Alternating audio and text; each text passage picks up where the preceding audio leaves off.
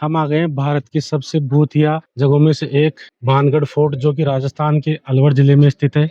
और ये है किले का मेन गेट। यहीं से भानगढ़ फोर्ट के लिए एंट्री होती है। तो आइए चलते हैं अंदर और देखते हैं अंदर क्या क्या है। जो ये मेन गेट है, इसके अंदर घुसते ही राइट हैंड पे हनुमान जी का मंदिर बना हुआ है।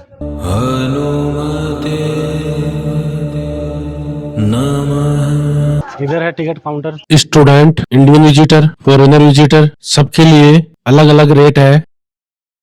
किले में मुख्यतः 4 गेट है। ये मेन गेट जो अंदर घुसते हैं, इसके अलावा मुख्यतः 4 गेट हैं, जिनके नाम हैं Delhi gate, Gubbari gate, Bhangarh gate, Ajmeri gate. और इस किले की सुरक्षा के लिए चारों तरफ मोटी दीवार बनाई गई है।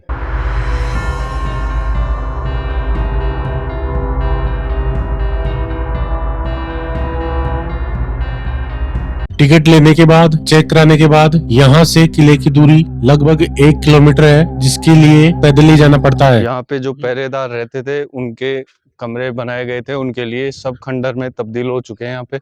Hello, how are you?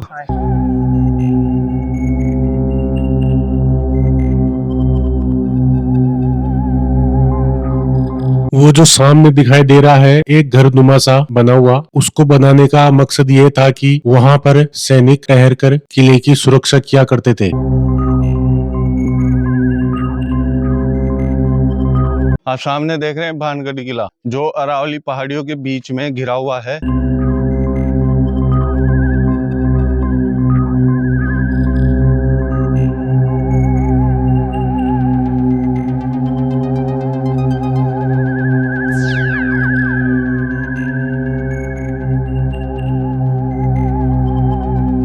ये सामने है किले का दूसरा गेट। इस गेट में से एंट्री करेंगे भी। सुरक्षा के लिए गेट को बाहरी लोहे का जाल बनाकर कवर भी किया गया है। दूसरे गेट में प्रवेश करते ही राइट साइड में बना हुआ है गोपीनाथ जी का मंदिर, जो कि किले के निर्माण के समय का ही बना हुआ है।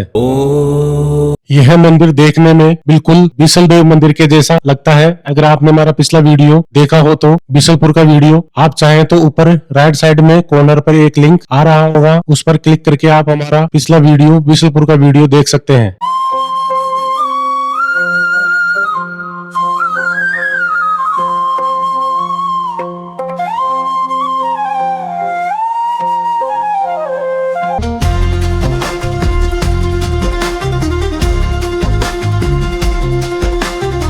मंदिर के दर्शन हमने कर लिए हैं। अब बढ़ते हैं आगे की तरफ।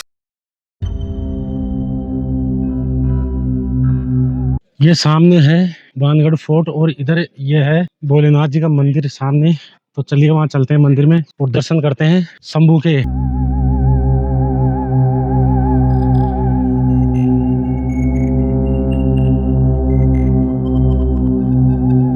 Natural water tank. कुंड में प्रवेश करना खतरनाक है, क्योंकि कुंड में जहरीले जीव जंतुओं का वास है। पानी ऊपर पहाड़ों में से रिसता हुआ इस कुंड में गिर रहा है। नीचे रिसता हुआ पानी इस कुंड में गिरकर ये आगे जा रहा है। उस कुंड से इस कुंड में पानी आ रहा है और ये आगे निकास हो रहा है जल का।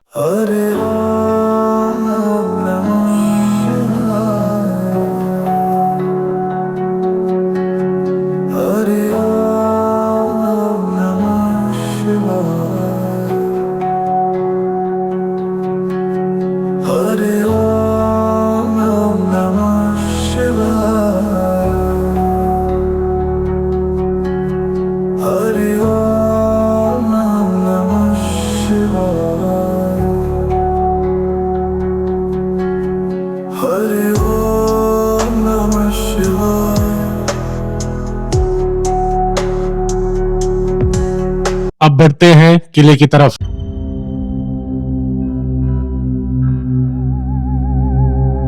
ये किले के चारों तरफ दीवार बनी हुई है और ये आ गया है गेट, दूसरा गेट। ये है किले का मेन गेट और यहीं से जो है भानगढ़ फोर्ट के लिए एंट्री हम करने वाले हैं। आइए लोकेश जी।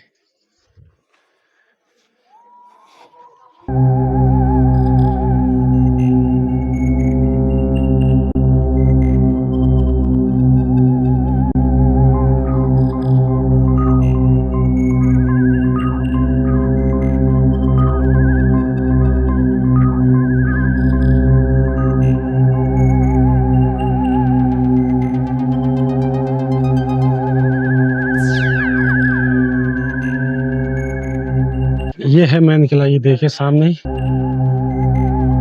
काफी ज्यादा लेंथ है इसकी, काफी ज्यादा गेट भी है इसमें।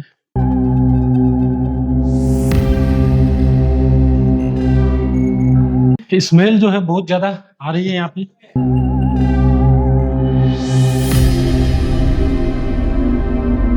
ये हम पहुंच गए किले की छत पर। छत पर भी आप देख सकते हैं पूरा खंडर।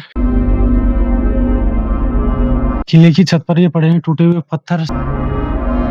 बानगढ़ फोर्ट की छत से बाहर का व्यू। किले के दाई साइड में ऊंचा एक पहाड़ है और ये सामने का व्यू आप देख सकते हैं यहाँ से। और ये आप सब देख सकते हैं किले के चारों तरफ जो पत्थर की दीवार है वो दुश्मनों से रक्षा के लिए, अपनी सुरक्षा के लिए मोटी दीवार बनाई गई है पत्थरों की, जो किले के चारों तरफ है। वो सामने से देखें वहां से।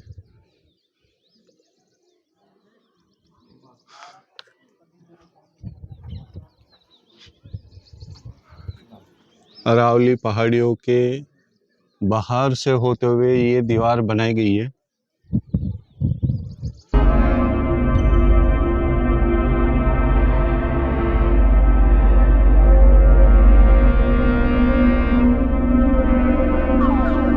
ये किले की छत पर भी रूम बने हुए हैं, पूरे खंडहर में तब्दील हो चुके हैं ये रूम।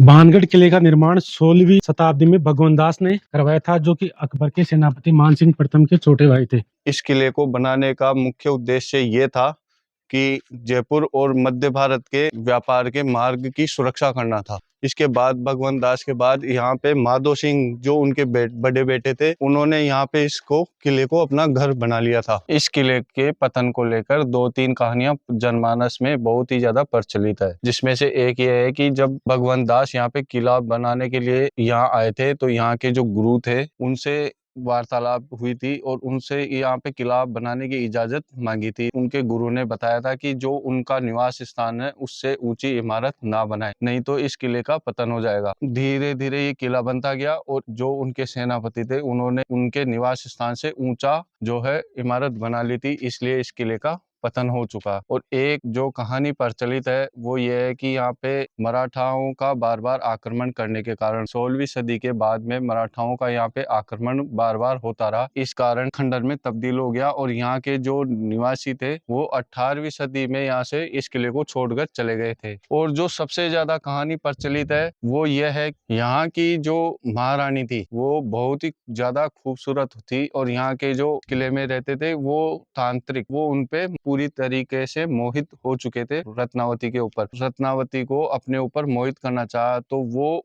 उससे रानी से पहले उनकी दासी थी उसको अपने जाल में फंसाया, उसको अपने ऊपर मोहित किया और फिर एक जादुई तेल की शीशी भरकर उन्होंने कहा कि ये रत्नावती के शरीर पे लगा दे। जो जादुई तेल था वो बहुत ही सुगंधित था, तो उस तेल को अपने ऊपर लगाने से रानी रत्नावती सिंधिया जो जादूगर था उसके ऊपर मोहित हो जाती। लेकिन रानी रत्नावती भी थोड़ा सा ज्ञान जानती थी तांत्रिक विद्या का, तो उन्होंने उस तेल की शीशी जो मंगाई थी उसको एक बड़े से पत्थर पे फेंक के तोड़ दिया। वो पत्थर धीरे धीरे जमीन पे फिसलता गया, तो जो तांत्रिक था वो रत्नावती के पास आ रहा था तो वो उस पत्थर के नीचे ही दब के मर जाता है। लेकिन मरने से पहले उसने श्राप दिया था कि इस किले में जिसकी भी मौत होगी उसकी आत्माएं बन जाएगी, उसकी कभी मोक्ष नहीं होगी और ये किला खंडर में तब्दील हो जाएगा। और उसके कुछ समय बाद में यहाँ के पास ही है अजबगढ़ और भानगढ़ के बीच में युद्ध हुआ था, तब उस रत्नावती महारानी की मृत्यु हो गई थी उस युद्ध में।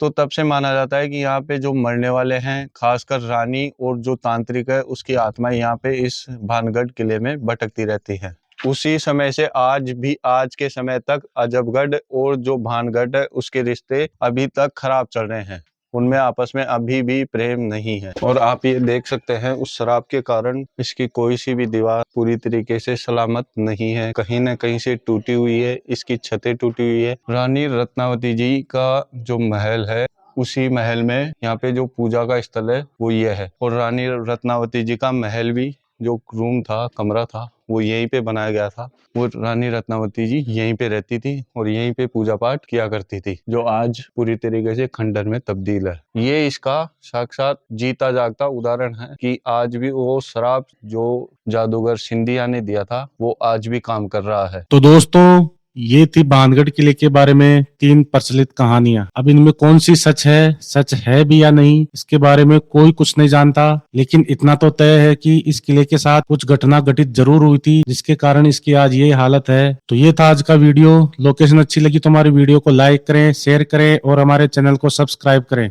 धन्यवाद। हर हर महादेव, जय श्री हरि।